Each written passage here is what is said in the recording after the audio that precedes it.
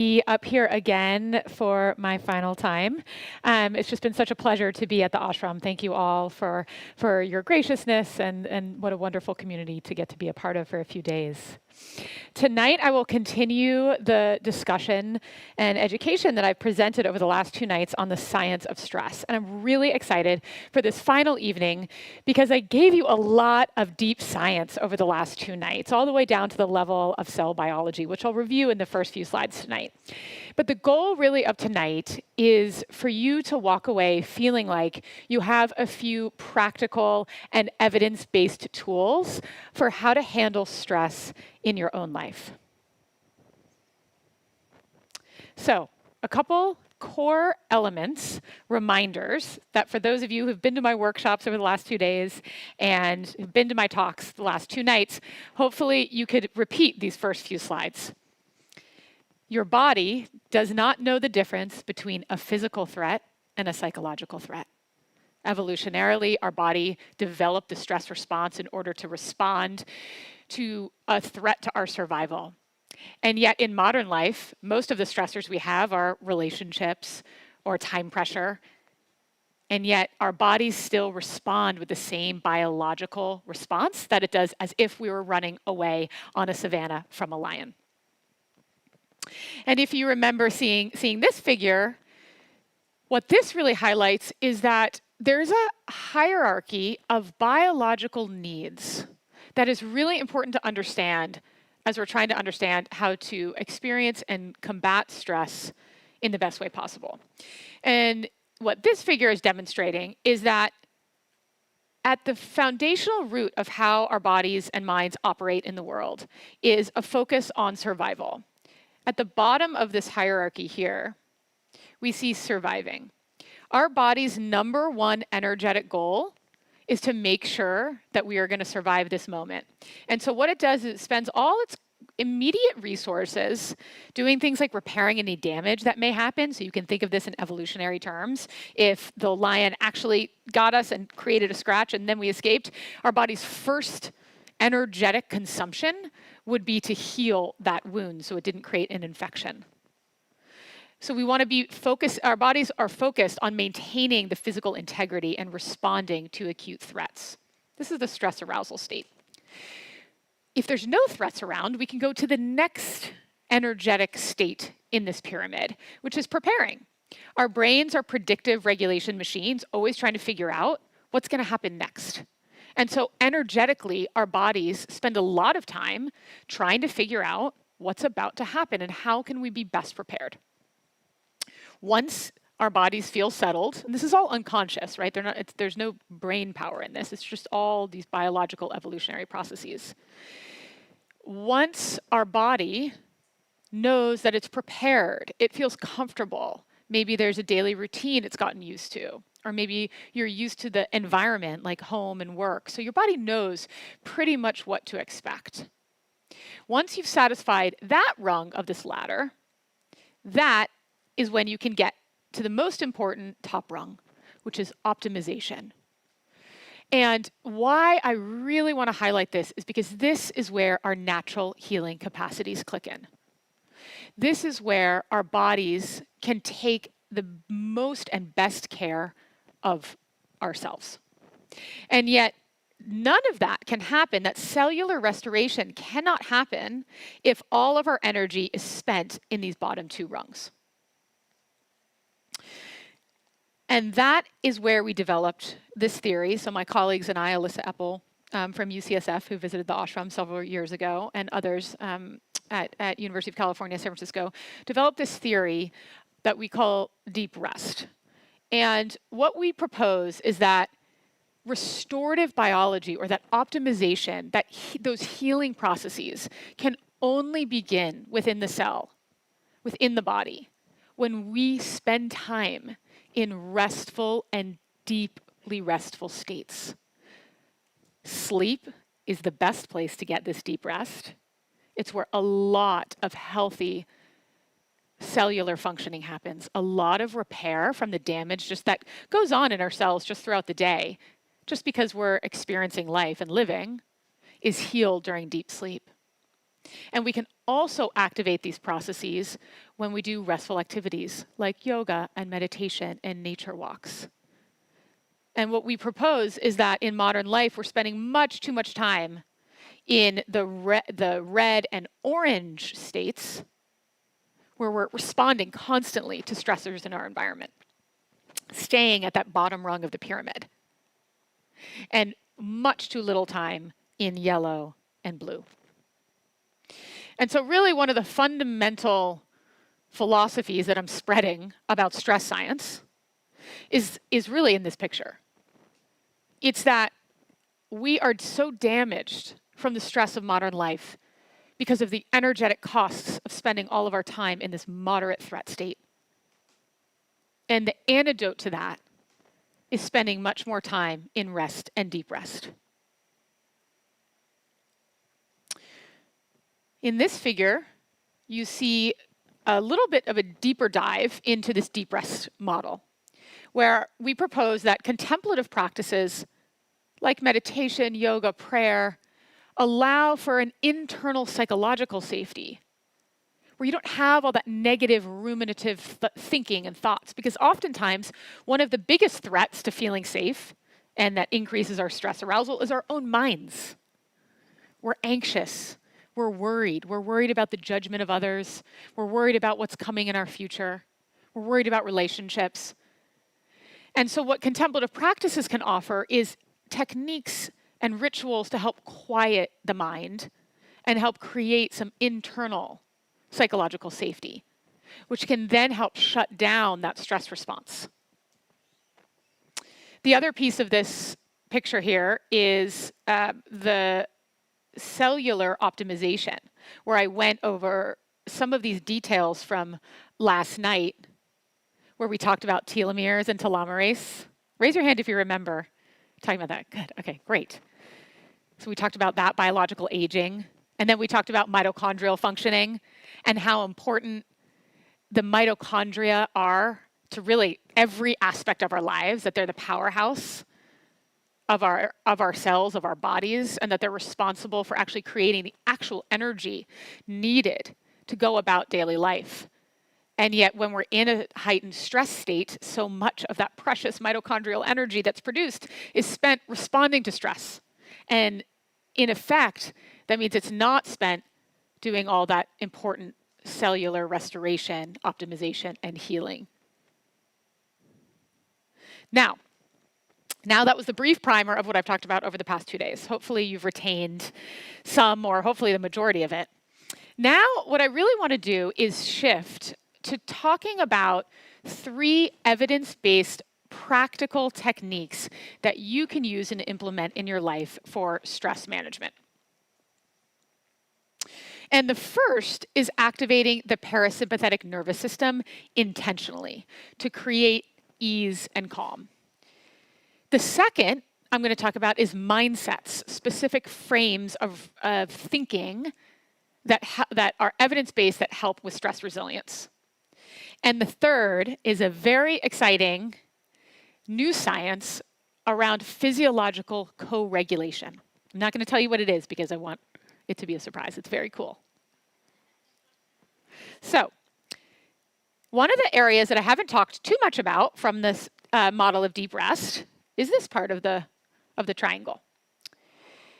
It turns out that one of the best ways to activate the parasympathetic nervous system is through breathing. Yes.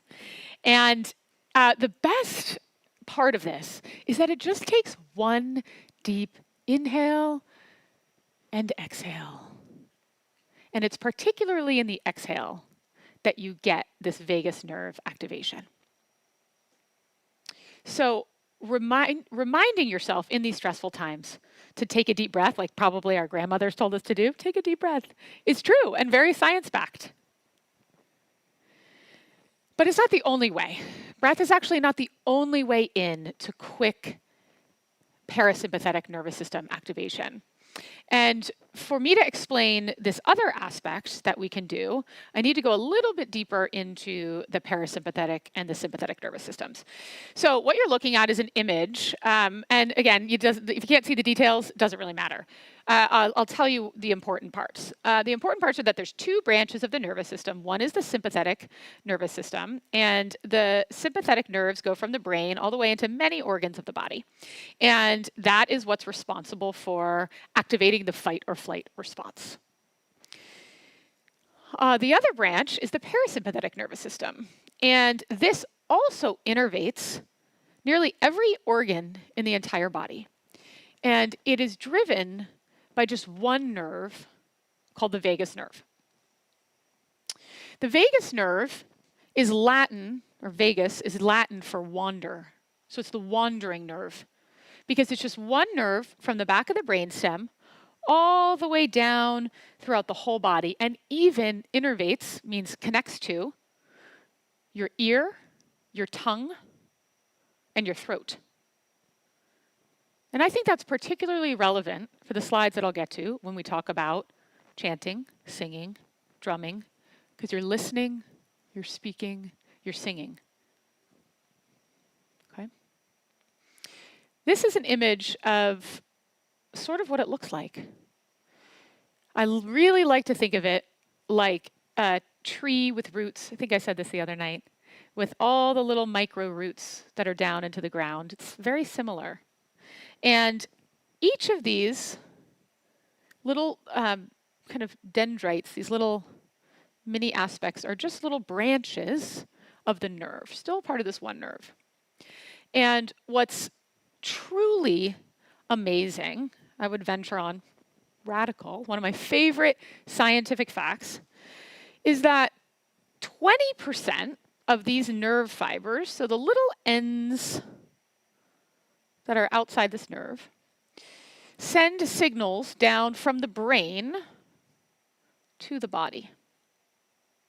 So they are responsible for receiving information from the brain and sending it down to the body. Whereas 80% of the fibers receive and send information from the body up to the brain. And why that is just so radical and truly amazing is because this really suggests that the body is a major source of information for the brain. And the particular information that it's a source for is communicating to the vagus nerve, through the vagus nerve, whether the body is safe or in danger. The brain then perceives that information and responds accordingly. So, much of the time in psychology, which is the field I'm trained in, we're focused a lot on changing our thoughts. If you're stressed out, think differently. And that does work. But the most effective way to help ease and calm your stress response is to help your body feel safe. To help your body feel that right now, in this moment, there's no actual threat of being killed. Because that's what your body unconsciously perceives much too often. And so we can use our body and use this understanding and knowledge of the vagus nerve and the nerve fibers to start to create practices and rituals and create environments around us that help our body unconsciously perceive that actually we're safe right here in this moment. And we can do that through our sensory system by activating our senses. We can't just tell our body we're safe, right? It doesn't work. Just say, you're safe, you're fine. It has to feel it. So how do we feel safe? Well, we can feel safe by activating multiple senses, pleasurable senses that feel good. And that will teach our body that right here, right now, you're okay. We're doing fine. So there's multiple senses that you have learned about from growing up: taste, touch, smell, sound, and sight. And if you think about those in the context of contemplative and spiritual practices, these are used a ton. like shared rituals around mealtime, incense and essential oils, candles, dim lighting, music, singing, chanting, drumming, images, colors, scenes depicted in a place of worship. As you can see behind me, there's a lot of sensory signals around this ashram in particular, and around many spaces that evoke thoughts and feelings of safety, reminding you of rituals that you're connected with, deities, people that you're connected with and that you respect and that show you love and compassion. So even unconsciously, if I'm not paying attention to what's on the wall, remember we talked about the nervous system's picking up on all the context around me, and it's picking up on all these little cues. And the cues are telling me that right here, right now, this is a safe, compassionate space. So what we can do in our daily lives is create rituals of safety or signals of safety in our environments. So for you, that might look like carrying around essential oils for any time you get anxious. You take it out of your bag and you put it in your hand, you rub it together and you take a few deep breaths. It might mean taking a moment when you're having your coffee or tea in the morning to check in with the sensory information, the smell, the feeling of the warmth of that mug. It might mean taking off your shoes and walking in the grass to really feel yourself in the ground. When you can develop those daily rituals and habits, what you're doing is reminding your body that we don't always need to be in this amped up, stressed out state. That actually the healthiest way to live is to kind of drop in and out of that state. You want to be able to get excited and get stressed out about, making it to yoga on time. That'll get you there on time. And then you want to be able to drop in and relax and enjoy the sounds of the ocean or the feeling of the warm air on your skin. And by developing those sensory rich habits, you can create everyday safety signals for yourself.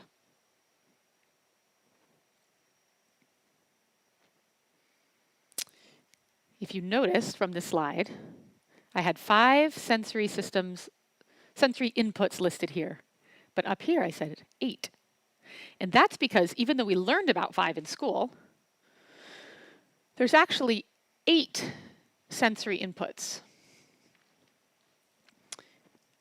And the other 3 you may have learned about in yoga teacher training or other kind of contemplative practices that involve movement, because a lot of these 3 are about your body in space. The first one is called proprioceptive input, which means how much pressure is on your body. So for those of us that really like getting massages, this is because it's giving us proprioceptive input. And it turns out that proprioceptive input, when received in the right context, feels really satisfying. It creates a sense of safety. The second one is vestibular input. So what the vestibular sensory input is about your balance. So when we're doing yoga poses, you're standing on one leg, we're activating the vestibular sensory system. And why the vestibular sensory system activation is so useful is because it brings you into this moment. Your mind and your body actually have to work to stay balanced. And when I pay attention to my body, when I'm all of a sudden I'm paying attention, oh my gosh, how do I stay standing like this? My mind quiets down and focuses its attention on connecting with my ability to stay balanced. A lot of these sensory techniques are shifting our attention away from the thoughts of the mind towards other information that can be of interest to our brain and our body. So vestibular inputs is another way that we can do that. The standing series in yoga is a great way to do it. Tai Chi is another beautiful way to do it. And then finally, interoceptive awareness. And this sensory input is about what your body is communicating to you. So often, we pretty much just ignore whatever our body needs. Right? The perfect example is when we are sitting, and we're sitting for a while and our leg falls asleep. And then we get up, we're like, oh, I didn't even pay attention to the fact that there was no blood circulating, getting into my leg right now. Or when you forget to eat, because you're just so busy doing whatever, and oh my gosh, I forgot to eat my lunch. So we often are ignoring what's going on in our body. Interoceptive awareness, those are the signals from our stomach, from our muscles, that our body is sending to us. Some people are more in tune, or have better interoceptive awareness than others. This is something that it turns out in recent science has shown that meditation actually increases, especially mindfulness meditation. There's a lot of work in mindfulness meditation, and the body scan is a very classic meditation in mindfulness practices. And in that one, you're literally working on paying attention to the signals that your body is sending. You're learning to notice those. And so interoceptive awareness is definitely something that can be increased. So what I want you to walk away hearing or learning is that one of the best tips I can give you for how to reduce your stress levels, either in the moment, right when you're feeling really stressed, or at the end of a really stressful long day or a long week, is to tune in to sensory cues. You can use sensory input to signal safety to your body and to activate the vagus nerve. And that helps the parasympathetic nervous system shut down that sympathetic response. All of you who are going home after your time here at the ashram, you can think about how you can set up your home to have sensory inputs. Lighting candles, music. Music is a very powerful nervous system regulator. Scents. Making sure that your bed and your clothing are comfortable, that they're tactilely enjoyable. All of these things will unconsciously signal that your home is a safe and relaxing place for your body to be and to rest and recover from the day. Okay. Oh, I forgot about this. So I am excited because people are becoming aware of the importance of sensory inputs.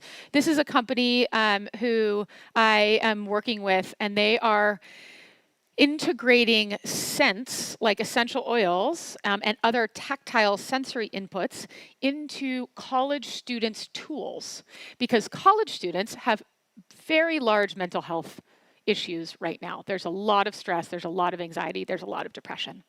And so one of the ways that this company is trying to tackle it is to say, well, what if we could integrate some safety signals, some sensory elements while they're studying for final exams or while they're in classes? And I thought that this was just a cool example of how the modern era is starting to catch on. Though I will say, in general, the sensory tools really haven't made their way into kind of mainstream mental health or mainstream psychological interventions.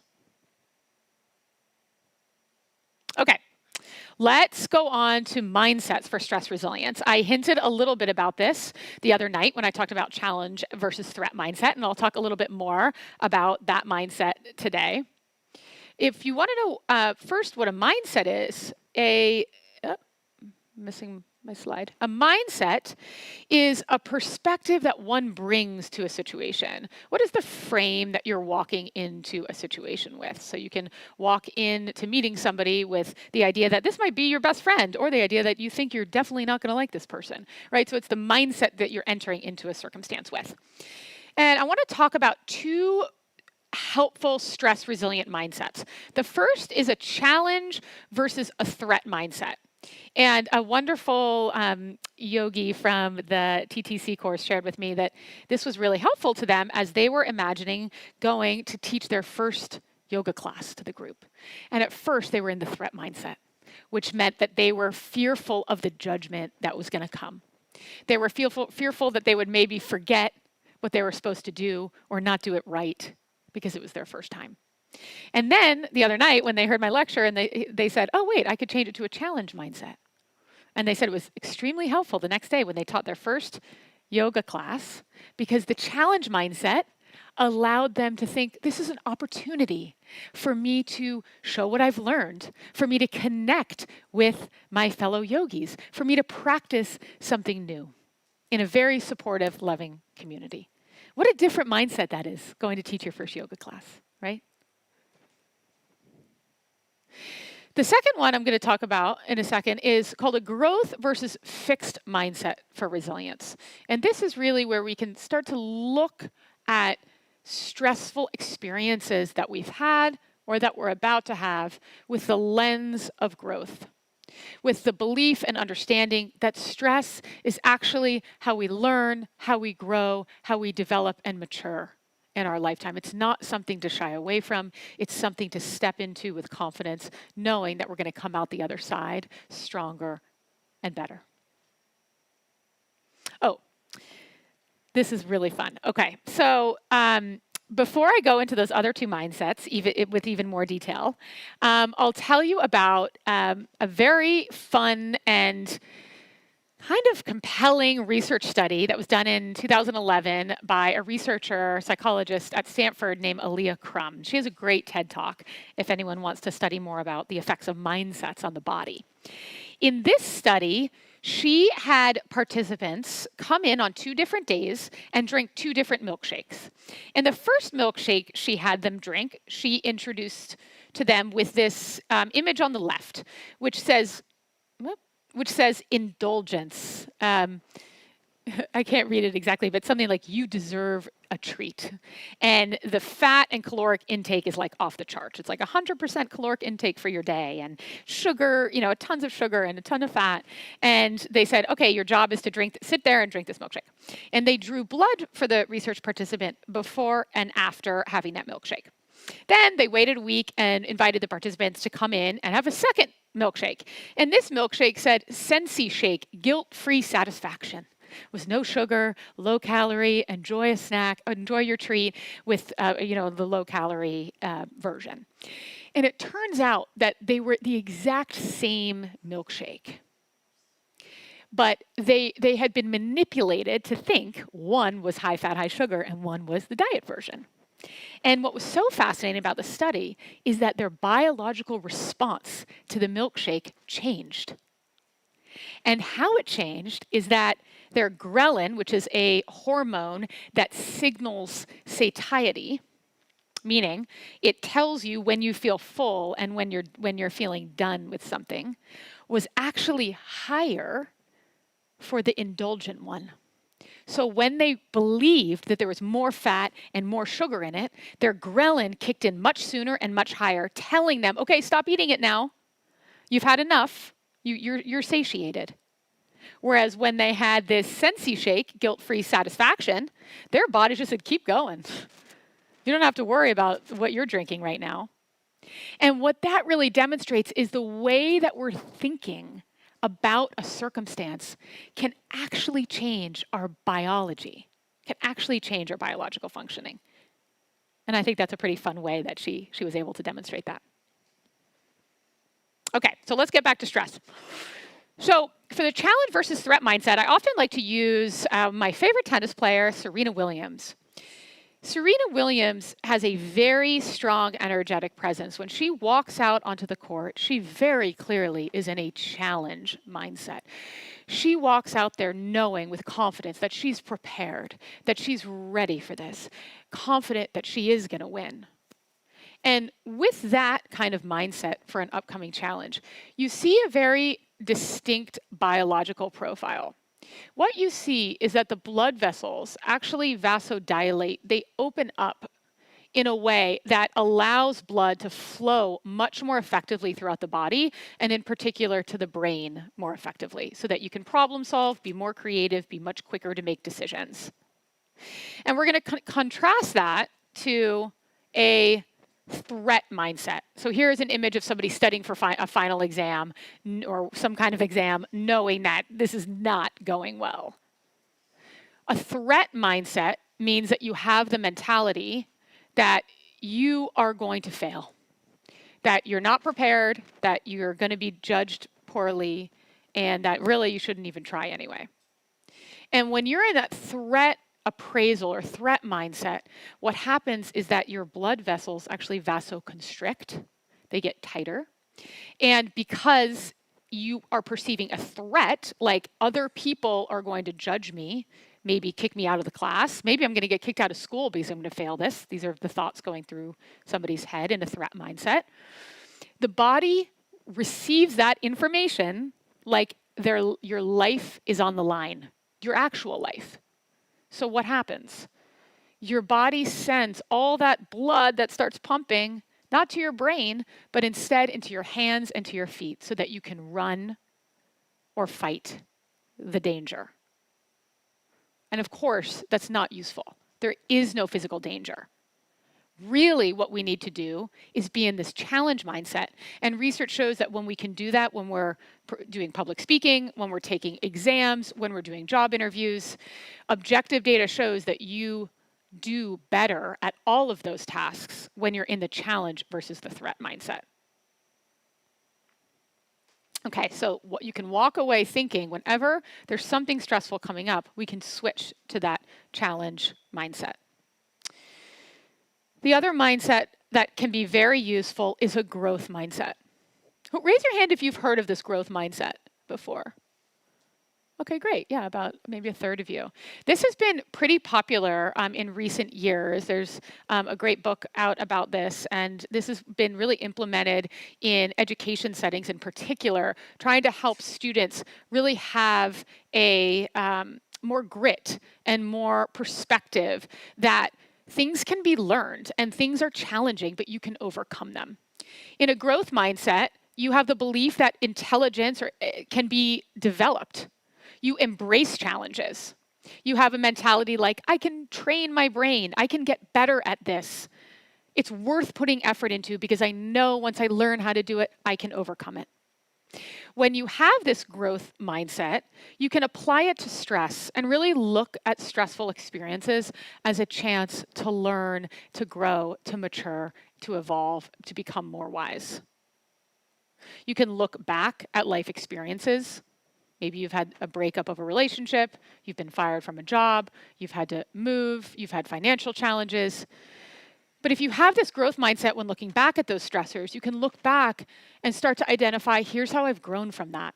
Here's the relationships that have developed from that. I never would have met this person, or my values never would have been clarified without that life experience. So a growth mindset can really help you put your stressful experiences, either from the past or upcoming, into this perspective that life is long, and this is one of the ways in which we can continue to evolve as individuals.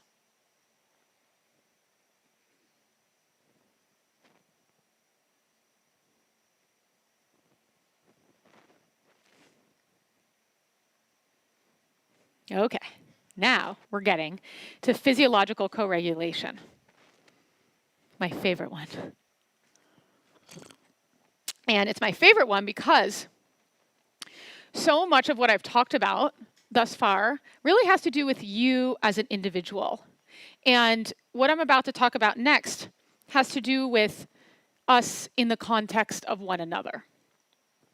And what physiological co-regulation is a process of two people regulating each other's emotions and physiological responses during social interactions. And it's a key part of the social engagement system and is essential for developing self-regulation. What this means, in non-technical language, is that research now shows that we sync to one another's emotions and nervous system activity. So the research on this began studying moms and babies. And what the researchers in developmental psychology found is that the babies sync to their mom's nervous systems. And that makes sense, right? Because the baby's on the mom a lot. And then they started seeing, well, actually the baby syncs to the mom's nervous system when they're apart. They're not even touching each other. How does the baby know the mom's heart rhythm? Somehow they're connected because whatever the heart rate or heart activity of the mom, the baby is mimicking the same. And then the research expanded to two people that weren't related to each other. And scientists realized the same thing. if we're in conversation, our nervous systems, and this is by hooking us up to an ECG and impedance cardiography, all these different ways to measure the electrical activity of the heart, sync to one another. And why that is so incredibly powerful is because what you realize is that you have a profound responsibility to manage your own anxiety and your own stress so that we can mitigate how it's seeping out into those around us. And secondarily, that we have to be very cautious of who we surround ourselves with, because we are perceiving and receiving the sympathetic activity of those we engage with. They've even gone on to study, well, who do we sync to? Do we just sync to one another, or are there certain people we sync to? And it turns out that we tend to sync to the person of perceived higher power. So that could be a parent in a family, that could be a boss at a job, that could be the swamis here at the ashram. Whoever we perceive, and this is unconscious, that we just perceive to be in the position of higher power, our systems sync to. And so when I speak at companies, I use this as a way to talk about the responsibility of leadership and to say that we are all leaders in some context, right? We all have people that are looking up to us, that are learning from us. And we have to take on that responsibility with a lot of rigor and integrity and seriousness, because it has profound effects, not just on one person, but really on the community and the global community as a whole. So when we work to learn these techniques and tools to regulate our own nervous system, we are having far-reaching effects like a rippling wave.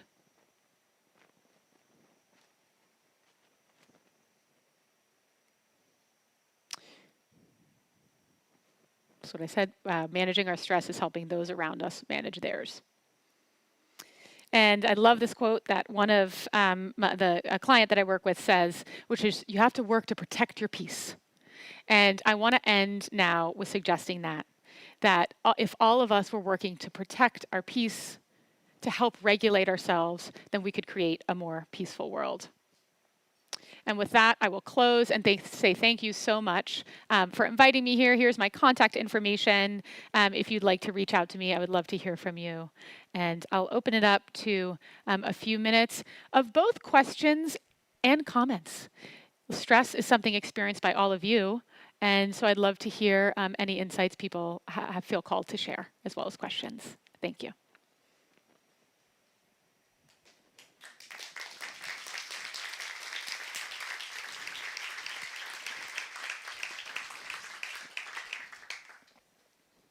Thank you so much.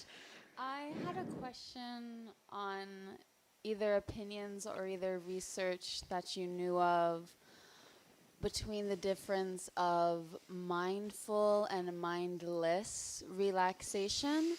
From my personal observation, I know I've seen a few instances of people who do surround themselves with maybe a lot of blankets. Their home is very cozy, and yet they are under this constant chronic stress because of the way they distract themselves. I was curious about that when you were talking about filling your space with these comforts and the difference between letting it get into a place of maybe distraction versus true rest. Yeah, such a good point. And we can distract ourselves in many ways, right? Through alcohol, through watching TV, through scrolling on social media. There's so many ways that we can distract ourselves. And I'll just respond to the rest versus deep rest comment, which is there is a very large difference biologically between rest and deep rest. So rest can look like just watching TV, right, where your body's in that more restful state. And deep rest is really when you're dropping into that deeper level where you have that really slowed breathing, this unconscious cues of safety and the internal psychological safety. And so that's why I think contemplative and spiritual practices come in to allow you to access and reach that deep deep rest state. And a point on that is that in our model, it doesn't really matter how you get there, like what type of meditation or what type of yoga you use to reach a state of deep rest. It really should be based on your individual preference and cultural and family backgrounds, that what is it that allows you to get into this place where you feel deeply safe and deeply calm.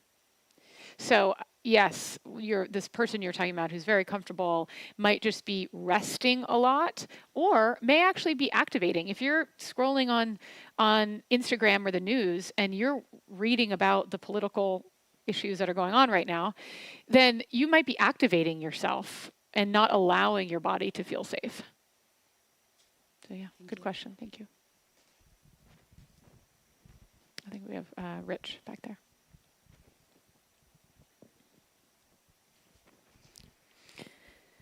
So I'm curious, at the end of the Sivananda practice, there's the tensing and relaxing of muscles. Is that activating both systems? I think it's called something in the West, PMR, something like that. Yeah, I've done kind of a significant amount of reading on PMR. So, yeah, I noticed that too. That there's some PMR in this practice. PMR is progressive muscle relaxation. Back in the 80s, it was actually one of the very first evidence-based tools to use to help with stress reduction. And in that practice, you clench and you release the muscles. And that's really coming from the theory that that when the muscle is first clenched and then released, it can get into a more relaxed state than it could if you just tried to say, okay, relax now. And when you're just clenching your muscles or exercising, you're actually not activating the stress response in completion. Exercise is not considered a psychological stressor. It does activate similar overlapping systems, but is not a concern in terms of a threat arousal response. So the clenching is okay. And research shows it helps you relax even deeper. Is that part of HRV? Is that related to? Heart rate variability is a complicated topic. It is a metric. It's very interesting. It's a metric of how attentive your nervous system is, your parasympathetic nervous system in particular, to the environment around you. And so heart rate variability jumps around all day depending on the context around us. It's not really some people think it's a marker of stress or of resilience. It really can't be, because HRV can change whether I'm focused or whether I'm anxious, or in a variety of contexts. Yeah, that I could give a whole talk on heart rate variability. Maybe I will another time. I'll take one more question. It's a quick one from Maria, one of our online viewers. She has seen videos where people swear that putting ice on their neck helps calm the vagus nerve and stops a panic attack. And she would like to know if that actually works. Yes, I've also heard of like gargling. People think gargling activates it. I haven't seen any research on that, and I mean the vagus nerve definitely runs through the neck. So I would say try it if it works for you. Awesome. Part of it, it could be active, touching on the vagus nerve. It also could just be a distraction for the mind. So we talked a lot about moving away from the negative and arousing thoughts of the mind into paying attention to the body. So that's a great tool to use. Could be ice, in order to all of a sudden you have to pay attention to the coldness on your neck. So I would say try it, see if it works.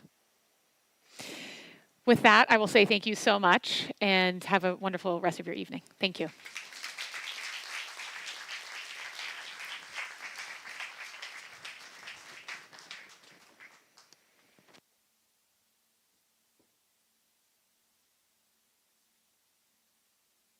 So I'd like to thank again very much Alexandra Crosswell for this beautiful presentation. Let's give her another big hand.